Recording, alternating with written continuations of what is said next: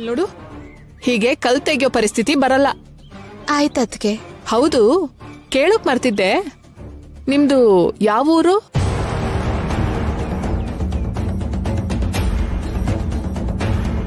ಇದೇ ಊರಂದ್ರೆ ಬೇರೆ ಡೀಟೇಲ್ಸ್ ಎಲ್ಲ ಕೇಳ್ತಾರೆ. ನಮ್ದು ಈ ಊರಲ್ಲ ಅದ್ಕೆ, ತುಮಕೂರು. ಅಂದ್ರೆ ತುಮಕೂರು ನಿನ್ ತವ್ರ ಮನೆನಾ ಅತ್ತೆ ಮನೆನಾ?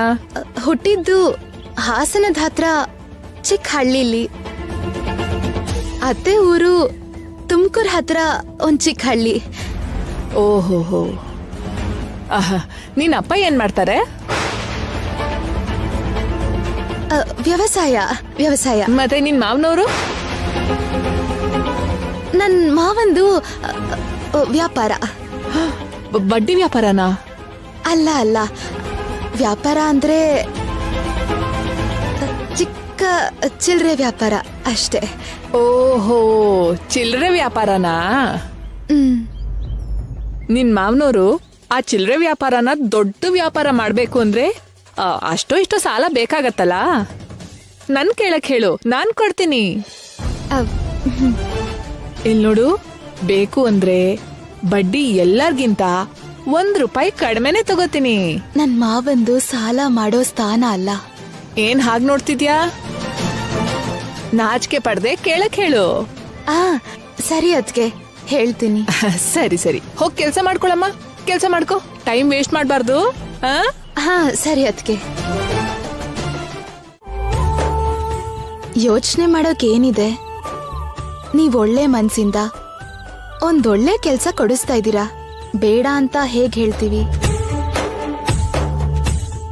ಕೆಲ್ಸ ಅಷ್ಟೇ ಅಲ್ಲ, ಬೇಕಾದ್ರೆ ಸಾಲ ಕೂಡ ಕೊಡ್ತೀವಿ. ಬಡ್ಡಿ ₹5 ಅಷ್ಟೇ. ಅಕ್ಕಪಕ್ಕದವ್ರು ಒಬ್ರಿಗೊಬ್ರು ಇಷ್ಟ ಮಾತ್ರ ಸಹಾಯ ಮಾಡದೇ ಇದ್ರೆ ಹೇಗೆ? ತುಂಬಾ ಥ್ಯಾಂಕ್ಸ್ ಅದ್ಕೆ. ಸದ್ಯಕ್ಕೆ ಯಾವ ದುಡ್ಡು ಬೇಡ. ನೀವ್ ಕೇಳಿದ್ರಲ್ಲ, ನಮ್ಗದೇ 1 ಲಕ್ಷ. ತುಳಸಿ, ಲಕ್ಷ ಅಂದಾಗ ನೆನ್ಪಾಯ್ತು, ಆ ಟ್ರಾವೆಲ್ಸ್ ಕಂಪನಿಲಿ ನಿನ್ ಗಂಡಂಗೆ ಕೆಲ್ಸ ಕೊಡ್ಸ್ಬೇಕಂದ್ರೆ 10,000 ಕಟ್ಬೇಕಮ್ಮ.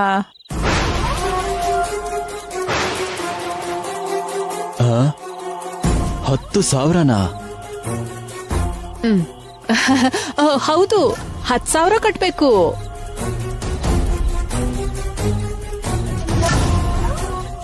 ನೀವೇ ಅಲ್ವಾ ಹೇಳಿದ್ದು, ಮರ್ತೋಗಿರ್ತೀರಾ ಬಿಡಿ.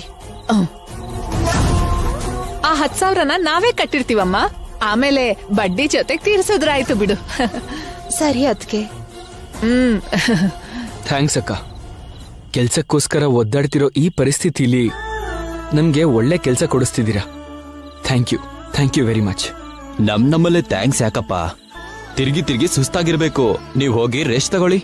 ಓಕೆ, ನಡಿ.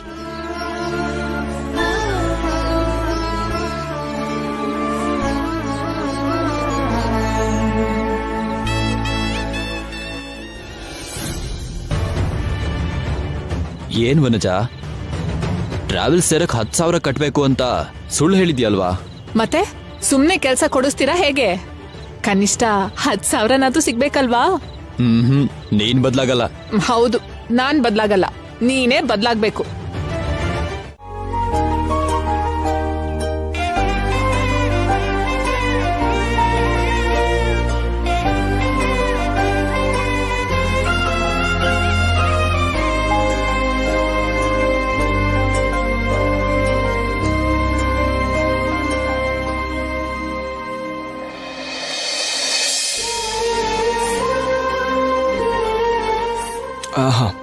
ಸಖತ್ತಾಗಿದೆ. ಶ್ಯಾಮಕ್ ಫೋನ್ ಮಾಡ್ಬೇಕು.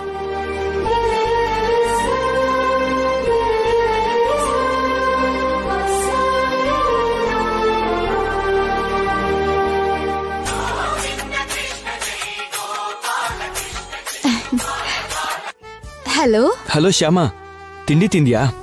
ಇನ್ನೂ ಇಲ್ಲ ರೀ, ನೀವ್ ತಿಂದ್ರಾ? ತಿಂತಿದ್ದೀನಿ. ಟಿಫನ್ ಸಖತ್ತಾಗಿದೆ. ಚಟ್ನಿ ಅಂತೂ ಸೂಪರ್ ಆಗಿದೆ. ಥ್ಯಾಂಕ್ ಯು ರೀ. ನಿಮ್ಗೆ ಅಷ್ಟಿಷ್ಟ ಆಯ್ತು ಅಂದ್ರೆ ನನ್ನ ಹೊಟ್ಟೆನೆ ತುಂಬ್ತು. ಹಾಗಂತ ಈಗ ನೀನೇನ್ ಟಿಫನ್ ತಿನ್ನೋದ್ ಬಿಟ್ಬಿಡ್ತೀಯಾ? ತಿನ್ನು. ಆಮೇಲೆ ತಿಂತೀನ್ರಿ. ತಿಂತೀನಿ ಅಂದ್ರೆ ಆಗಲ್ಲ, ಇವಾಗ್ಲೇ ತಿನ್ಬೇಕು. ಮೊದಲು ನಿನ್ ಪ್ಲೇಟಿಗೆ ತಿಂಡಿ ಹಾಕೋ, ತಿಂತ ಮಾತಾಡ್ಬೇಕು. ಸ್ವಲ್ಪ ಹೊತ್ತಾದ್ಮೇಲೆ ತಿಂತೀನ್ರಿ. ಹಾಗಂದ್ರೆ ಆಗಲ್ಲ. ನೀನ್ ತಿಂದೇ ಇದ್ರೆ ನಾನು ಕೂಡ ತಿನ್ನಲ್ಲ. ಬೇಡ ಬೇಡ, ತಿಂತೀನಿ. ಒಂದ್ ನಿಮಿಷ ಇರಿ.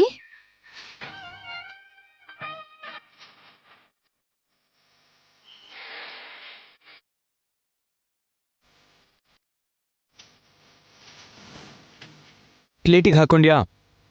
ಹಾಕೊಂಡೆ ಸರ್. ಬಾಯಿಗೆ ಹಾಕೊಂಡ್ಯಾ? ತಿಂತಿದ್ದೀನಿ, ಇರಿ. ಹೇಗಿದೆ ಟಿಫನ್? ಸೂಪರ್ ಆಗಿದೆ ಅಲ್ವಾ? ಹೌದು. ನಾನು ಕರೆಕ್ಟಾಗಿ ಹೇಳಿದೆ ತಾನೆ? ಹೌದು, ಕರೆಕ್ಟಾಗಿ ಹೇಳಿದ್ರಿ.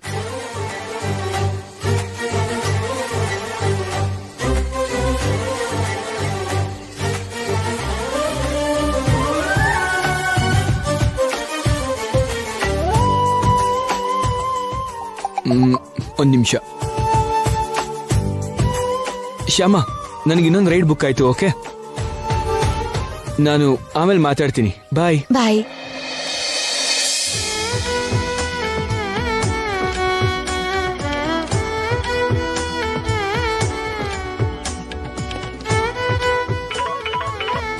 Hello sir. ಸರ್ ಎಲ್ಲಿದ್ದೀರಿ? ದೇವಸ್ಥಾನದ ಹತ್ರನಾ? Okay sir, ಬರ್ತಿದ್ದೀನಿ. ಹಾ.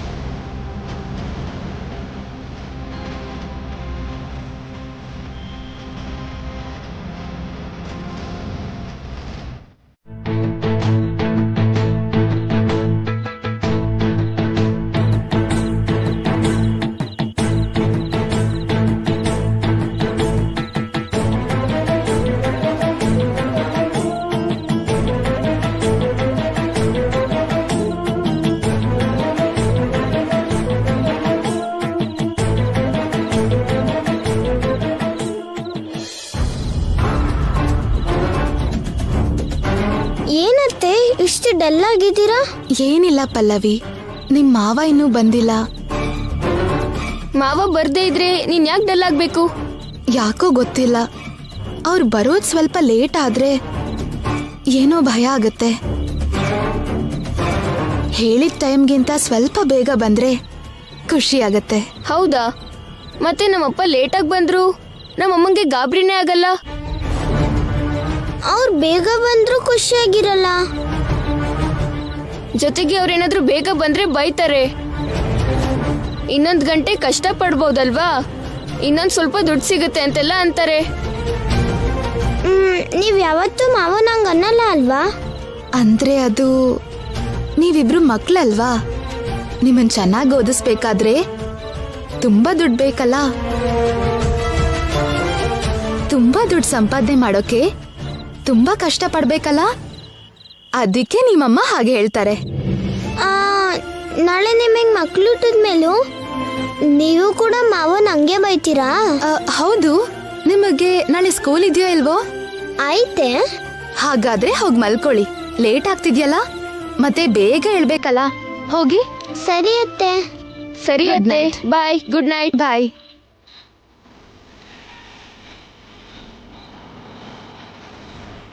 ಯಾಕೆ ಅಖಿಲ್ ಅವ್ರು ಇನ್ನೂ ಬಂದಿಲ್ಲ? ಒಂದ್ಸಲ ಫೋನ್ ಮಾಡಿ ನೋಡ್ತೀನಿ.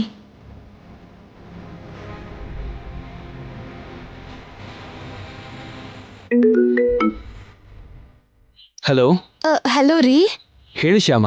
ರೈಡಲ್ಲಿದ್ದೀರಾ? ಇಲ್ಲ, ಹೇಳು. ನಾನ್ ಹೇಳೋದಲ್ಲ, ನೀವ್ ಹೇಳ್ಬೇಕು. ಯಾಕೆ ಲೇಟ್ ಆಗ್ತಿದೆ? ಬರ್ತಿದ್ದೀನಿ, 5 ನಿಮಿಷದಲ್ಲಿ ಬರ್ತೀನಿ. Hello hello. ಬ್ರಹ್ಮ, ಈ ಹುಡ್ಗಿ ತುಳಸಿ ಅಂತ. ಇಲ್ ನೋಡು, ಇವ್ರ ಹೆಂಡತಿ. ನನ್ ತಮ್ಮ ಬ್ರಹ್ಮಾಜಿ ಅಮ್ಮ. ನಮಸ್ತೆನಮ್ಮ. ನಮಸ್ತೆ. ಬ್ರಹ್ಮ, ಬಾ ಕಾಫಿ ತಗೋ.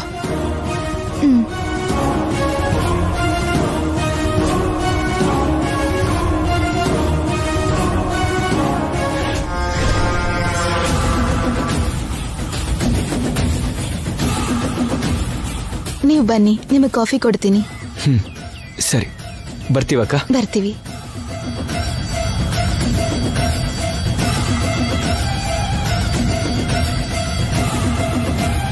ಈ ಬಂಗಾರದ ಗೊಂಬೆನ ಟ್ರ್ಯಾಪ್ ಮಾಡಿ ಬಾಸ್ ಹತ್ರ ಕಳಿಸಿ ಲಕ್ಷಾಂತರ ರೂಪಾಯಿ ಸಂಪಾದನೆ ಮಾಡಬೇಕು.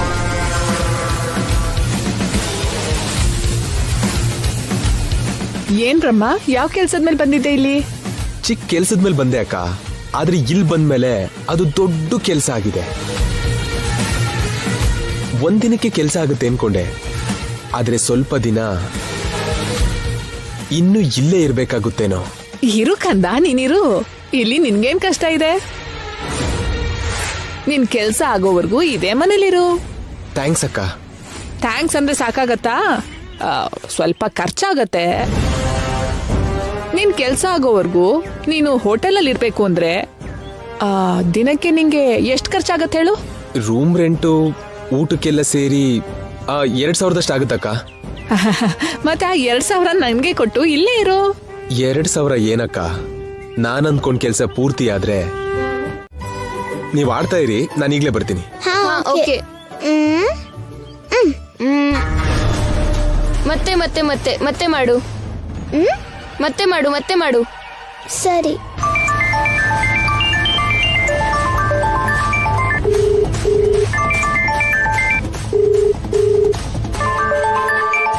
ಬ್ರಹ್ಮಾಜಿ ಫೋನ್ ಮಾಡ್ತಿದ್ದಾನೆ ಅಂದ್ರೆ ಬಂಗಾರದ ಗೊಂಬೆ ಸಿಕ್ಕಿರ್ಬೇಕೇನೋ. ಹಲೋ ಹಲೋ ರಶೀದ್, ಬೋಲೋ ಭಯ್ಯ. ನಿನ್ ಹತ್ರ ಅರ್ಜೆಂಟ್ ಆಗಿ ಮಾತಾಡ್ಬೇಕು. ಮಾತಾಡು. ಫೋನಲ್ಲ, ಡೈರೆಕ್ಟ್ ಆಗಿ ಬಂದು ಮಾತಾಡ್ತೀನಿ. ಅಷ್ಟು ಇಂಪಾರ್ಟೆಂಟ್ ಮ್ಯಾಟ್ರಾ? ಎಲ್ಲದಕ್ಕಿಂತ ತುಂಬಾ ಇಂಪಾರ್ಟೆಂಟ್ ಮ್ಯಾಟರ್. ಅಂದ್ರೆ ಸಿಗ್ತೀನಿ. ಎಲ್ಲಿ ಸಿಗ್ತೀಯಾ? ನಿನ್ನಿಷ್ಟ ಭಯ್ಯ.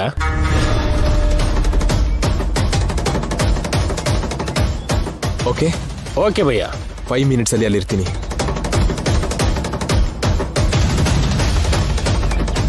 ನೋ ಡೌಟ್, ಬಂಗಾರದ ಗೊಂಬೆ ಸಿಕ್ಕಿರ್ಬೇಕು.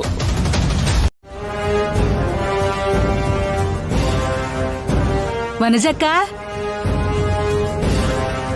ಏನ್ ಕಾಂತ ಈಗ ಬಂದಿದ್ಯಾ? ಸಾಲ ಏನಾದ್ರು ಬೇಕಿತ್ತಾ? ಇಲ್ಲಕ್ಕ, ಸಾಲ ತೀರ್ಸಕ್ಕೆ ಅಂತಾನೆ ಬಂದೆ. ಸಾಲ ತೀರ್ಸೋದಕ್ಕೆ ಅಷ್ಟು ಅರ್ಜೆಂಟ್ ಯಾಕೆ ಕಾಂತ? ಪ್ರತಿ ತಿಂಗಳು ಬಡ್ಡಿ ಕೊಟ್ರೆ ಸಾಕಲ್ವಾ? ನಾನ್ ನಿಮ್ ಹತ್ರ ಏನು ಕೇಳಲಿಲ್ಲ ಅಲ್ವಾ? ನೀನ್ ಕೇಳ್ದೆ ಇದ್ರು ನಮಗ್ ಬಡ್ಡಿ ಹೆಚ್ಚಾಗತ್ತಲ್ಲಕ್ಕ. ತಗೊಳಕ್ಕ, ಅಸ್ಲ 50,000, ಬಡ್ಡಿ 15,000, ಒಟ್ಟು 65,000. ಬಡ್ಡಿ 15,000ನಾ? 16,000 ಅಲ್ವಾ? 16,000ನಾ? 15,000 ಅಂದ್ರಲ್ಲ ನಮ್ ಪಕ್ಕದ ಮನೆ ರಾಮು. ರಾಮು ಅಂದ್ರೆ ವರ್ಧಮನ್ ಮಗನಾ? 10ನೇ ಕ್ಲಾಸಲ್ಲಿ ಇದಾನಲ್ಲ, ಅವನೇನಾ? ಹೌದು, ಅವನೇ. ಅವನ್ ಮುಖ, ಅವನ್ಗೆ ಲೆಕ್ಕ ಸರಿಯಾಗಿ ಮಾಡಕ್ ಬರಲ್ಲ ಅನ್ಸತ್ತೆ. ನಿನ್ಗೆ ಅರ್ಥ ಆಗೋ ಹಾಗೆ ನಾನ್ ಹೇಳ್ತೀನಿ ಕೇಳು.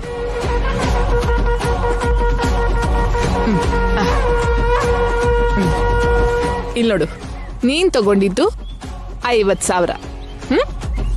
ತಗೊಂಡು 6 ತಿಂಗಳಾಯ್ತು. 6 ತಿಂಗಳಿಗೆ 5 ರೂಪಾಯಿ ಬಡ್ಡಿ ಸೇರ್ಸಿದ್ರೆ ಇಲ್ಲಿ ನೋಡು 16,000 ಆಯ್ತು.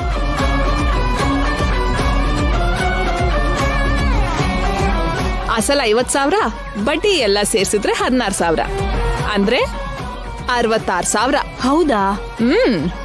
ಮತ್ತೆ ರಾಮು ಯಾಕೆ 15,000 ಅಂತ ಹೇಳ್ದ? ಮಗು ಅಲ್ವಾ, ತಪ್ಪು ಲೆಕ್ಕ ಮಾಡಿರ್ತಾನೆ. ಆ ಹುಡುಗ ತಪ್ಪು ಹೇಳಿಲ್ಲ ಅದ್ಕೆ, ಕರೆಕ್ಟ್ ಆಗಿ ಲೆಕ್ಕ ಮಾಡಿದ್ದಾನೆ.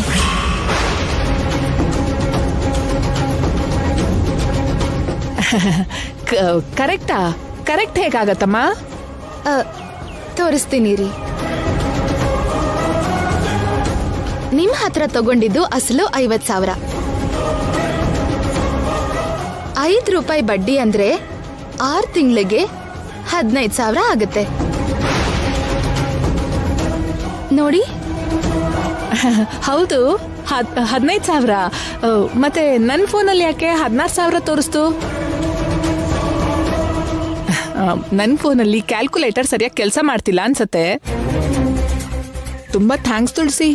ಸಮಯಕ್ಕೆ ಸರಿಯಾಗಿ ಬರ್ದೇ ಇದ್ರೆ ಕಾಂತನ್ ಹತ್ರ 1,000 ರೂಪಾಯಿ ಹೆಚ್ಚಿಗೆ ತಗೊಳ್ತಿದ್ದೆ.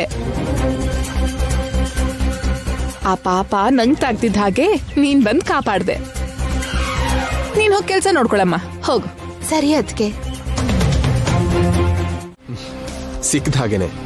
ಹಾಗಂದ್ರೆ ನೀನ್ ಆ ಹುಡುಗಿನ ನೋಡಿದ್ಯಾ? ಕಣ್ಣಾರೆ ನೋಡಿದೀನಿ. ಅಷ್ಟ್ ಮಾತ್ರ ಅಲ್ಲ, ಮಾತು ಆಡಿದೀನಿ. ಬರೀ ಮಾತಾಡೋದಲ್ಲ ಬಾಸ್, ಇನ್ ಮುಂದೆ ದಿನಾ ಮಾತಾಡ್ತಾನೇ ಇರ್ತೀನಿ. ಹೌದಾ? ಎಲ್ಲಿ ನೋಡ್ದೆ? ಆ ಹುಡುಗಿನ ಎಲ್ಲಿ ನೋಡ್ದೆ? ಅದನ್ನ ಮಾತ್ರ ಹೇಳಲ್ಲ. ಯಾಕೆ? ಹೇಳಿದ್ರೆ ಏನಾಗುತ್ತೆ? ಏನಾದ್ರೂ ಆಗ್ಬೋದು. ಅಂದ್ರೆ ನೀನ್ ಆ ಹುಡುಗಿ ಅಡ್ರೆಸ್ ಕೊಟ್ರೆ ನಾನು ಅವಳನ್ನ ಕಿಡ್ನಾಪ್ ಮಾಡಿ ಕರ್ಕೊಂಡೋಗಿ ನಮ್ ಬಾಸಿಗೆ ಕೊಟ್ಟು ದುಡ್ಡನ್ನ ನಾನು ಒಬ್ನೇ ತಗೋತೀನಿ ಅನ್ಕೊಂಡಿದ್ಯಾ? ಆ ಕರ್ಕೊಂಡೋದ್ರು ನಮ್ ಬಾಸ್ ಒಪ್ಪಲ್ವಲ್ಲ. ಆ ಹುಡುಗಿ ಇಷ್ಟಪಟ್ಟು ತನ್ನ ಹತ್ರ ಬರಬೇಕು ಅಂತ ಹೇಳಿದ್ರಲ್ಲ. ಅದಕ್ಕೆ ಆ ಹುಡುಗಿ ಅಡ್ರೆಸ್ ನಾನು ನಿನಗೆ ಹೇಳಲ್ಲ ಅಂತ ಹೇಳಿದ್ದು. ನಿನ್ಗೆ ಹುಡುಗಿರ್ನ ಹೇಗೆ ಹ್ಯಾಂಡಲ್ ಮಾಡಬೇಕು ಗೊತ್ತಿಲ್ಲ. ಆ ಹುಡುಗಿ ನಿನ್ ದಾರಿಗೆ ಬರೋ ತನಕ ಪೇಷನ್ಸ್ ಅಲ್ಲಿ ವೆಯ್ಟ್ ಮಾಡೋದು ನಿನ್ಗಾಗಲ್ಲ. ಅದೇ ನಾನಾದ್ರೆ ಹುಷಾರಾಗಿ ಆ ಹುಡುಗಿ ಹತ್ರ ಮಾತಾಡಿ ದಿನ ದಿನಕ್ಕೂ ಪರಿಚಯ ಹೆಚ್ಚು ಮಾಡ್ತಾ ನಿಧಾನವಾಗಿ ದಾರಿ ಕರ್ಕೊಂಡು ಬರ್ತೀನಿ. ಓಕೆ, ನೀನ್ ಹೇಗಾದ್ರೂ ಮಾಡಿ ಆ ಹುಡುಗಿನ ದಾರಿಗೆ ತಂದ್ಬಿಡು. ಆದಷ್ಟು ಬೇಗ ಆ ಹುಡುಗಿನ ಕರ್ಕೊಂಡೋಗಿ ಬಾಸ್ ಕೈಲಿಟ್ಟೆ ಅಂದ್ರೆ ನಮ್ಮ ಕೈಗೆ ಲಕ್ಷ ಲಕ್ಷ ದುಡ್ಡು ಬರುತ್ತೆ. ಬರೋದ್ರಲ್ಲಿ 50% ನನಗ್ ಬರ್ಬೇಕು. 50% ಆಗಲ್ಲ. ಆಗಲ್ವಾ? 50% ನಿನಗೆ ಕೊಡಕ್ಕಾಗಲ್ಲ. 60% ನಿನಗೆ ಕೊಡ್ತೀನಿ. 40% ಮಾತ್ರ ನಾನು ತಗೋತೀನಿ. ಯಾಕಂದ್ರೆ ಆ ಹುಡುಗಿ ಎಲ್ಲಿದ್ದಾಳೆ ಅಂತ ಕಂಡಿಡ್ದಿದ್ದು ನೀನೇ ಅಲ್ವಾ? ನಾನು ಜಸ್ಟ್ ಟ್ರಾನ್ಸ್ಪೋರ್ಟ್ ಮಾಡ್ತಿದ್ದೀನಿ ಅಷ್ಟೇ.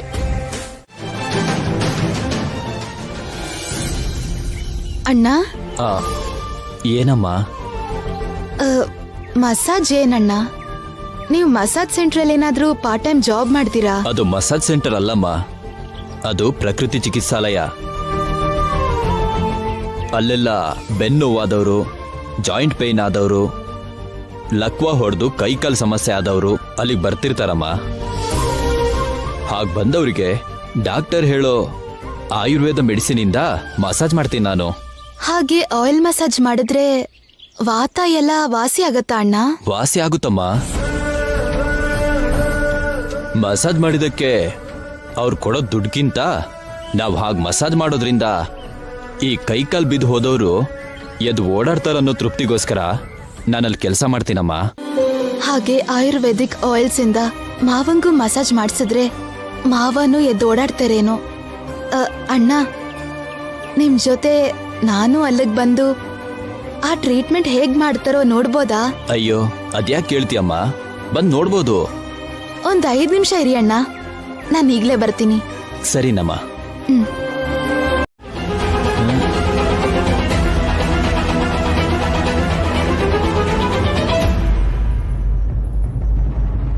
ಯಾವಾಗಿಂದ ನಿಮ್ಗೆ ಈ ತರ ಆಗುತ್ತಣ್ಣ? 4-5 ತಿಂಗಳಿಂದ ಆಗ್ತಿದ್ಯಮ್ಮ. ಸ್ವಲ್ಪ ಕಷ್ಟ ಆಗೋ ಕೆಲಸ ಮಾಡಿದಾಗ ಹೀಗ್ ತುಂಬಾ ಆಯಾಸ ಆಗುತ್ತಮ್ಮ. ಹಾಗಾದ್ರೆ ಇವತ್ತಿಂದ ನೀವು ಕಷ್ಟ ಆಗೋ ಕೆಲಸ ಮಾಡ್ಬೇಡಿ ಅಣ್ಣ. ನಾನ್ ಮಾಡ್ದಿದ್ರು ನೀನ್ ಅದಕ್ಕೆ ಸುಮ್ನೆ ಬಿಡಲ್ವಲ್ಲಮ್ಮ.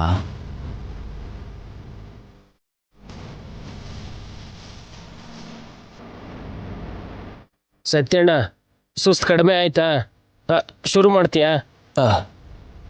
ಆಗ್ಲಿ ಅಣ್ಣ, ನೀವ್ ಸ್ವಲ್ಪ ಹೊತ್ತು ಕೂತಿರಿ. ಮಸಾಜ್ ಮಾಡದೆ ಇಲ್ಲಿ ಕೂತಿದ್ರೆ ಇವ್ರು ಕಾಯ್ಬೇಕಲ್ಲಮ್ಮ.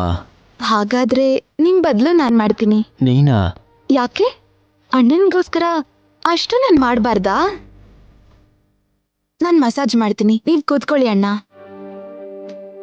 ಕೂತ್ಕೊಳ್ಳಿ.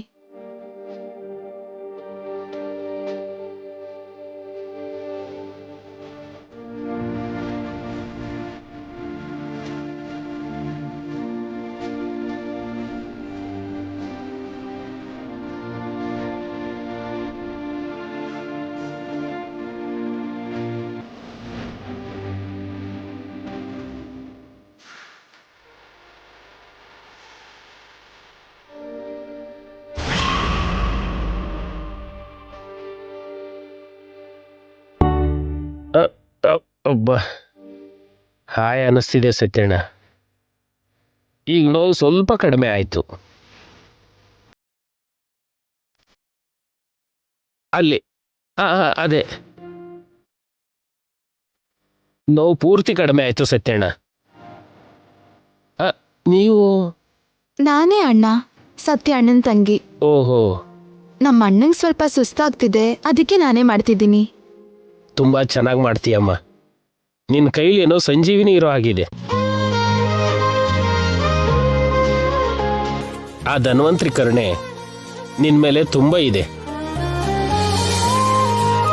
ಅದಕ್ಕೆ ತಿಂಗಳಾದರೂ ಕಡಿಮೆ ಆಗದಿರೋ ಈ ನೋವು 5 ನಿಮಿಷಕ್ಕೆ ಕಡಿಮೆ ಆಯಿತು. ನನಗನ್ಸುತ್ತೆ ನೀನು ಮಾರುವೇಷದಲ್ಲಿರೋ ಆಯುರ್ವೇದಿಕ್ ಡಾಕ್ಟ್ರೇನೋ ಅಂತ. ಹಾಗೇನೂ ಇಲ್ಲ, ನಮ್ಮೂರಲ್ಲಿ ಶಿವಯ್ಯ ಮತ್ತೆ ಶೇಷಯ್ಯ ಅಂತ ಆಯುರ್ವೇದ ವೈದ್ಯರಿದ್ದಾರೆ. ಅವ್ರು ಹೀಗೆ ಎಣ್ಣೆ ಮಸಾಜ್ ಮಾಡಿ ಚಿಕಿತ್ಸೆ ಮಾಡೋದ್ನ ನಾನು ಚಿಕ್ಕವಳಿಂದ ನೋಡ್ತಾ ಬಂದಿದ್ದೀನಿ. ಏನಾದರೂ ಆಗ್ಲಮ್ಮ, ಒಟ್ನಲ್ಲಿ ನನಗೆ ಮಸಾಜ್ ಮಾಡಿ ನಾನು ನೋವು ಕಡಿಮೆ ಮಾಡಿದೆ. ಸಂತೋಷ ತಾಯಿ. ಇನ್ನು 1 ವಾರ 15 ದಿನ ಇಲ್ಲೇ ಇರಬೇಕಾಗತ್ತೆ ಅನ್ಕೊಂಡೆ. ನಿನ್ನ ಪುಣ್ಯದಿಂದ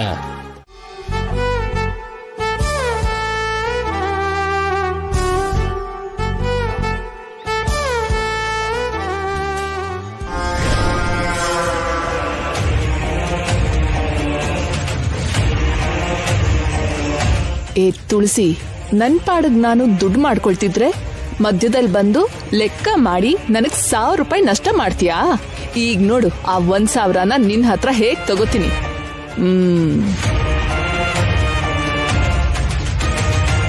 ಅಮ್ಮ ತುಳಸಿ, ಏನ್ ಮಾಡ್ತಿದ್ಯಮ್ಮ? ಏನಿಲ್ಲ ಅತ್ತಿಗೆ, ಅವರು ಡ್ಯೂಟಿಗೆ ಹೋಗಕ್ಕೆ ರೆಡಿ ಆಗ್ತಿದ್ದಾರೆ, ನಾನು ಟಿಫನ್ ರೆಡಿ ಮಾಡ್ತಿದ್ದೆ. ಹೌದಾ? ನಂಗೊಂದ್ ಚಿಕ್ಕ ಸಹಾಯ ಮಾಡ್ತೀಯಮ್ಮ? ಹೇಳಿ ಅತ್ತಿಗೆ. ನಾನ್ ಹೀಗೆ ಕೇಳ್ತಿದ್ದೀನಿ ಅಂತ ಏನು ಅನ್ಕೋಬಾರ್ದು. ನಾನೇನು ಅನ್ಕೊಳಲ್ಲ, ಕೇಳಿ. ಅಪ್ಪಿತಪ್ಪಿನೂ ಅನ್ಕೋಬಾರ್ದು. ಹಾಗೇನ್ ಅನ್ಕೊಳಲ್ಲ, ಹೇಳಿ. ನಿನ್ನ ನನ್ ಸ್ವಂತ ನಾದ್ನಿ ಅನ್ಕೊಂಡು ಮುಜುಗರ ಇಲ್ದೆ ನಿನ್ನ ಹತ್ರ ಕೇಳ್ತಿದ್ದೀನಿ. ಹಾಗೆ ಅನ್ಕೊಂಡ್ ಕೇಳಿ. ಏನಿಲ್ಲಮ್ಮ, ನಾಳೆ ಹಬ್ಬ ಅಲ್ವಾ? ಹೊಸ ಸೀರೆ ಉಟ್ಕೊಂಡು ದೇವಸ್ಥಾನಕ್ ಹೋಗೋದು ನನ್ಗ ಅಭ್ಯಾಸ. ಅಂಗಡಿಗೆ ಹೋಗಿ ಹೊಸ ಸೀರೆ ತಗೊಳ್ಳೋಣ ಅಂದ್ರೆ ನನ್ಗಾಗ್ಲೇ ಇಲ್ಲ. ಮೊನ್ನೆ ತಾನೇ ನೀನು 2 ಸೀರೆ ತಗೊಂಡೆ ಅಂತ ಹೇಳಿದ್ಯಲ್ಲ, ಅದ್ರಲ್ಲಿ ನನಗೊಂದು ಕೊಟ್ರೆ ಹಬ್ಬ ಆಗ್ತಿದ್ದ ಹಾಗೆ ತಕ್ಷಣ ವಾಪಸ್ ಕೊಡ್ತೀನಿ. ಅದಕ್ಕೆ ಇಷ್ಟ ಮುಜುಗರ ಯಾಕತ್ಗೆ? ಅವ್ 2 ಸೀರೆನೂ ತೋರಿಸ್ತೀನಿ, ನಿಮ್ಗೆ ಯಾವ್ದು ಇಷ್ಟನೋ ಅದನ್ನ ತಗೊಳ್ಳಿ. ನನ್ನಮ್ಮ ಸ್ವಂತ ನಾದ್ನಿಗಿಂತ ಹೆಚ್ಚು ಪ್ರೀತಿ ತೋರಿಸ್ತೀಯಲ್ಲ, ತಗೊಂಡ್ ಬಾರಮ್ಮ. ಹೋಗಿ 2 ಸೀರೆನೂ ತಗೊಂಡ್ ಬಾ. ಸರಿ.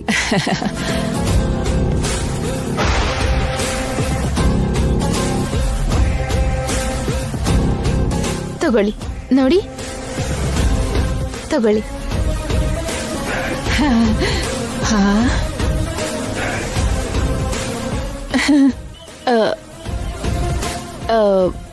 ಇದೆಷ್ಟು? 800 ರೂಪಾಯಿ. ಓ, 800? ಮತ್ತೆ ಇದೆಷ್ಟು? 1000. 1000ನಾ? ತುಂಬಾ ಚೆನ್ನಾಗಿದೆ, ತುಂಬಾ ಚೆನ್ನಾಗಿದೆ. ಸರಿ, ಇದನ್ನ ತಗೊಂಡು ಹೋಗ್ತೀನಮ್ಮ. ಸರಿ ಅದಕ್ಕೆ. ಹಬ್ಬ ಆದ್ಮೇಲೆ ಚೆನ್ನಾಗಿ ಒಗ್ದು ಇಸ್ತ್ರಿ ಮಾಡಿ ನನ್ನ ಹತ್ರನೇ ಇಟ್ಕೋತೀನಿ. ನಿಂಗೆ ಯಾವಾಗ ಬೇಕೋ ಅವಾಗ ಕೇಳು, ಕೊಡ್ತೀನಿ. ಸರಿ ಅದಕ್ಕೆ. ಏನ್ ಸರಿ ಅದಕ್ಕೆ? ಗೋಡೆಗೆ ಹಾಕಿರೋ ಸುಣ್ಣ ನನ್ನ ಹತ್ರ ಬಂದ್ ವಸ್ತು ತಿರುಗ್ ಬರಲ್ಲ. ಬರ್ತೀನಮ್ಮ. ಅದು ನನ್ನ ತಮ್ಮ ಡ್ಯೂಟಿಗೆ ಹೊರಡೋ ಟೈಮ್ ಆಗ್ತಿದ್ಯಲ್ಲ, ನೀನು ಬೇಗ ಟಿಫಿನ್ ರೆಡಿ ಮಾಡು. ಈ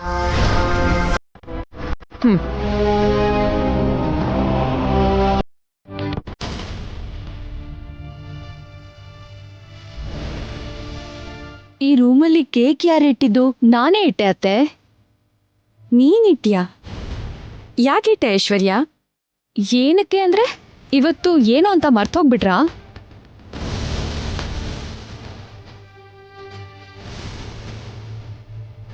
ನನಗ್ ನೆನ್ಪಾಗ್ತಿಲ್ಲ ಐಶ್ವರ್ಯ. ನೀನ್ ಮರ್ತರು ಅತ್ತೆ ಮರ್ತಿರಲ್ಲ ಬಿಡು. ಅಲ್ವಾ ಅತ್ತೆ? ನಿಮಗ್ ನೆನ್ಪಿದೆ ಅಲ್ವಾ ಇವತ್ತೇನು ಅಂತ? ಏನಮ್ಮ ಇವತ್ತು? ನೀವ್ ಕೂಡ ಮರ್ತ್ಬಿಟ್ರ ಅತ್ತೆ? ಇವತ್ತು ನಮ್ ಅಖಿಲ್ ಬರ್ಡೇ ಅಲ್ವಾ?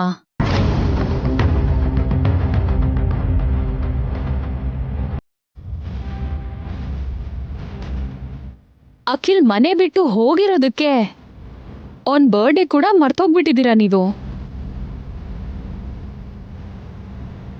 ಅಖಿಲ್ ಈ ಮನೆ ಬಿಟ್ಟು ಹೋದ್ನಲ್ಲ ಅನ್ನೋ ನೋವಲ್ಲಿ, ಮಾವಂಗೆ ಹೀಗೆಲ್ಲ ಆಯ್ತಲ್ಲ ಅನ್ನೋ ನೋವಲ್ಲಿ ಬರ್ಡೇ ಮರ್ತೋಗಿದ್ದೀರಾ.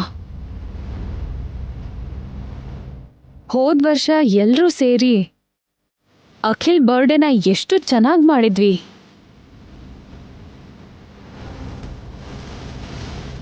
ಹೋದ್ ವರ್ಷ ಎಲ್ಲ ಸಂತೋಷವಾಗಿ ನಡೀತು. ಈ ವರ್ಷ ಕೇಕ್ ಕಟ್ ಮಾಡೋದಕ್ಕೆ ಅಖಿಲೇ ಮನೇಲಿಲ್ಲ. ಅಖಿಲ್ ಇಲ್ಲದೆ ಇದ್ರು ಅಖಿಲ್ ಬರ್ಡೇ ಮಾತ್ರ ನಮ್ಮ ಮನೇಲೇ ಆಗುತ್ತೆ ಅತ್ತೆ. ಅದಕ್ಕೆ ನಾನೇ ಕೇಕ್ ತಂದಿದ್ದು. ಅಖಿಲ್ ಇಲ್ಲೇ ಇದ್ದಾನೆ ಅನ್ಕೊಂಡು ನೀವೇ ಕೇಕ್ ಕಟ್ ಮಾಡಿ ಅಖಿಲ್ಗೆ ಹ್ಯಾಪಿ ಬರ್ಡೇ ಅಂತ ಹೇಳಬೇಕು.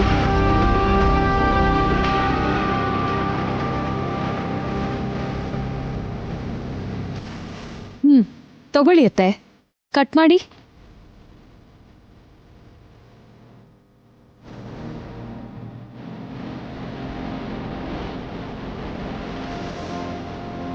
ಕಟ್ ಮಾಡಿ ಅತ್ತೆ.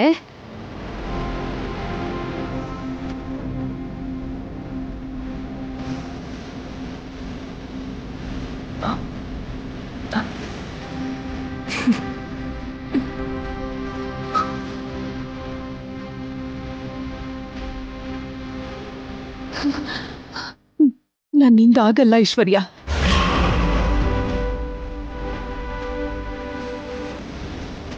ನನಗೆ ಕಟ್ ಮಾಡಕ್ಕಾಗಲ್ಲ.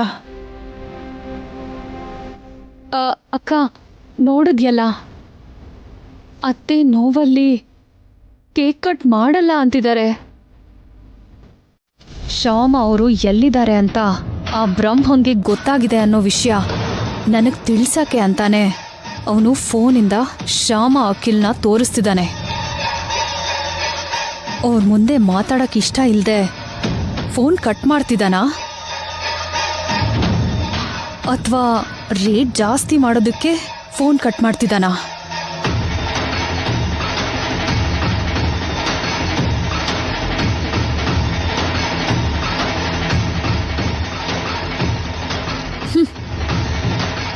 ಛೆ,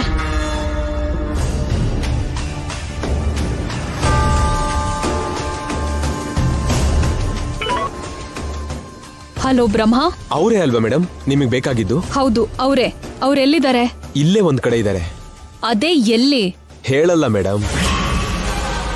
ಅವ್ರು ಎಲ್ಲಿದ್ದಾರೋ ನಿಮಗೆ ಹೇಳಲ್ಲ.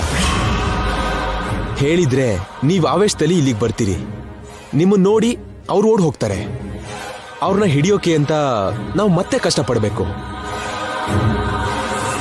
ಮೇಡಮ್ ನಿಮಗೊಂದು ನಿಜ ಹೇಳ್ಬಿಡ್ತೀನಿ ಕೇಳಿ.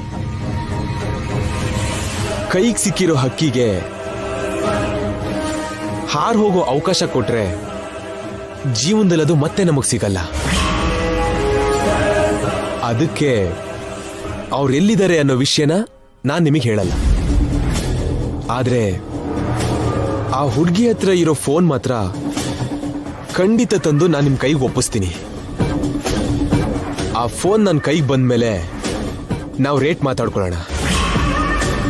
ಆ ರೇಟ್ ಓಕೆ ಆದ್ರೆ ಆ ಫೋನ್ ನಾನು ನಿಮಗೆ ಕೊಡ್ತೀನಿ. ಇಲ್ಲ ಅಂದ್ರೆ ಆ ಫೋನ್ ಯಾರಿಗೆ ಕೊಡ್ಬೇಕೋ ಅವ್ರಿಗೆ ಕೊಡ್ತೀನಿ.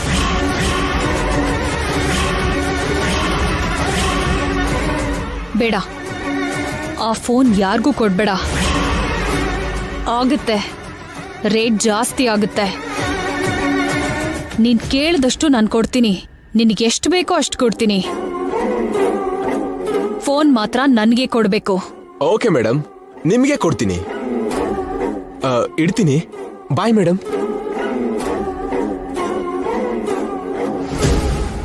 ಅವನ್ ಎಷ್ಟು ಕೇಳಿದ್ರೂ ಸೆಟಲ್ ಮಾಡಿ ಆ ಫೋನ್ನ ತಗೋಬೇಕು.